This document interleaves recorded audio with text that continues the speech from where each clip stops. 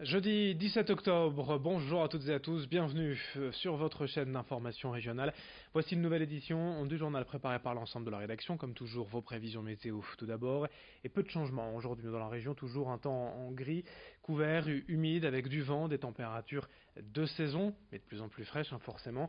Des averses encore prévues cet après-midi, même si pour l'instant ce matin en tout cas le soleil semblait dominer.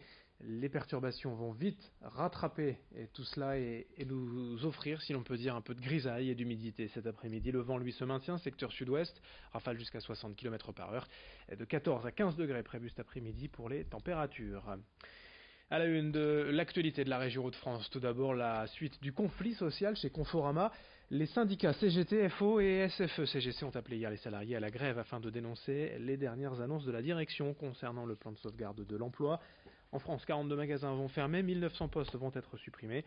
Dans la région, les enseignes de Lers, Calais et Louvroil sont concernées. Hier, selon les syndicats, 100% du personnel était en grève, les magasins sont restés fermés. Ce qui bloque, selon les syndicats, ce sont les primes de départ accordées aux salariés licenciés, jugées trop faibles et sous forme de forfait, qui ne considèrent pas les années d'ancienneté. Explication au micro de Rémi Desremaux. Le groupe Steinhoff en fait a été pris de malversation comptable en décembre 2017.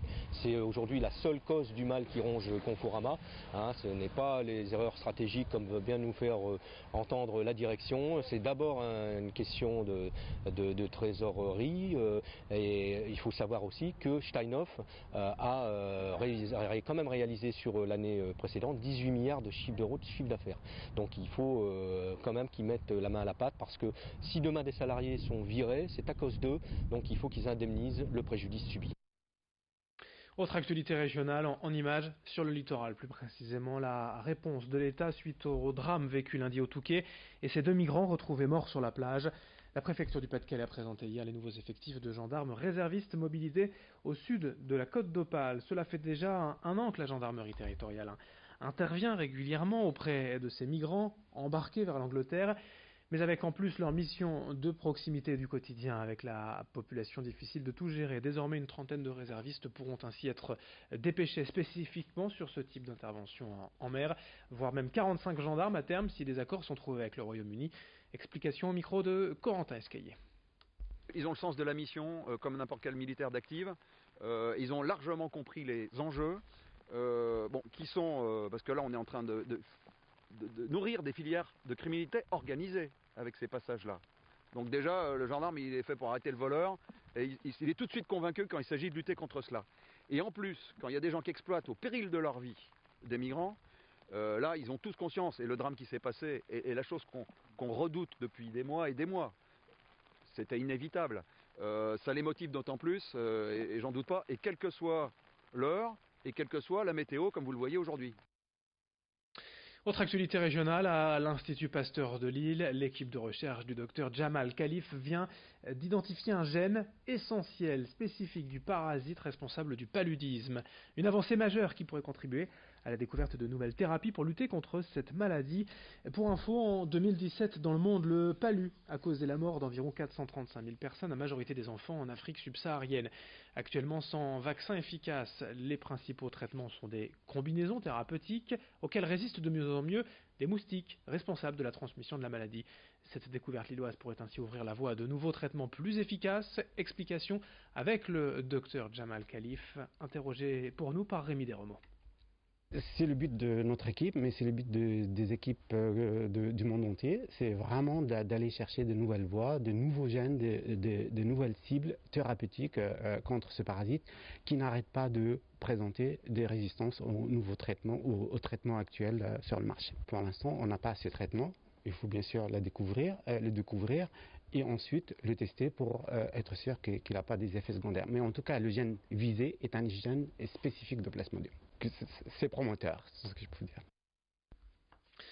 Autre information, dans l'agglomération lilloise, demain vendredi, une trentaine d'hôtels de prestige de la métropole participent à la toute première édition de l'opération La Nuit dans les Étoiles, à l'initiative du club hôtelier Lille Métropole. L'idée est d'offrir une nuit d'hôtel pour deux, avec petit déjeuner, à des prix franchement préférentiels, tout en découvrant les coulisses des établissements via des animations, des visites guidées et historiques, des ateliers cuisine, des dégustations de produits locaux. Une bonne idée pour s'offrir une nuit dans un hôtel de prestige ou si vous venez à Lille demain soir. Les prix vont de 30 à 90 euros la nuit, c'est tout de même 3 à 4 fois moins cher que d'habitude. Toutes les infos et les réservations sur lanuitdanslesétoiles.fr et les explications au micro d'Idil Gunay. Le club hôtelier de la métropole de Lille a souhaité organiser un événement pour faire découvrir aux métropolitains ce qu'est l'hôtellerie lilloise et métropolitaine. Donc l'idée c'est d'offrir un tarif vraiment attractif pour les habitants de la métropole pour qu'ils puissent venir dormir. Et on a voulu aussi associer à cette nuitée des activités pour faire découvrir tous les métiers de l'hôtellerie pour favoriser l'emploi. Alors certains hôtels ont décidé de faire visiter leur établissement pour ceux qui sont dans des bâtiments anciens. D'autres vont organiser des séances de préparation de cocktails au bar. Certains vont faire des cours de cuisine pour faire découvrir ce qu'est le monde de la restauration. Et puis on termine en beauté avec une Miss à l'honneur de nouveau sur notre plateau hier, Miss Nord-Pas-de-Calais 2017, Miss France 2018 et peut-être pourquoi pas Miss Univers. Maëva Cook reprend l'écharpe et représentera la France lors du prochain concours Miss Univers puisque Vailama Chavez, tahitienne, n'est pas disponible. Miss France actuelle veut être aux côtés des prochaines Miss pour l'organisation de la prochaine élection Miss France en décembre. Elle n'est pas disponible. C'est Maëva Cook qui va donc tenter de décrocher le titre Miss Univers pour la France.